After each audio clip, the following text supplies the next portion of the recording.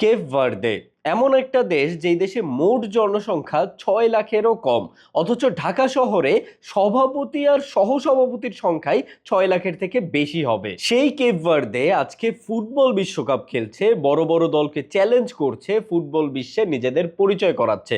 অথচ বাংলাদেশ আজও অবধি ফুটবল বিশ্বকাপ খেলার সুযোগই পেল না। অথচ আজ থেকে ২৬ বছর আগে অর্থাৎ ২০০০ সালে বাংলাদেশের ফিফা র্যাঙ্কিং ছিল ১৪০তম, আর এই কেপ ভার্দের ফিফা র্যাঙ্কিং ছিল ১৮২তম। অর্থাৎ ২৬ বছর আগে বাংলাদেশের ফিফা র্যাঙ্কিং যেমন কেপ ভার্দের থেকে ভালো ছিল, তেমনি বাংলাদেশ ফুটবল দলও কিন্তু কেপ ভার্দের থেকে ভালো ছিল।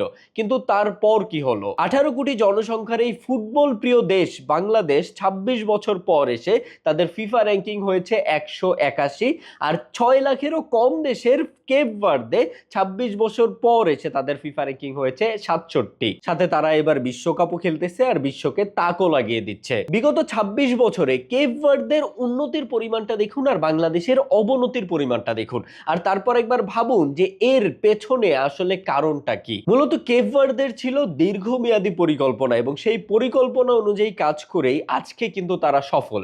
কিন্তু বাংলাদেশের ছিল দীর্ঘমেয়াদী দুর্নীতি এবং সেই দুর্নীতির কারণেই বাংলাদেশ ফুটবলের আজকে এই হাল। ১৮ কোটি জনসংখ্যার দেশে ১৮টা ভালো ফুটবলার নাই যারা ইন্টারন্যাশনাল সার্কিটে খেলার যোগ্য। মানে কোটিতে একটা ভালো ফুটবলার বাংলাদেশ পায় না। এই বাংলাদেশ নিয়ে আর কথা বলার কিছু নাই। ধুর।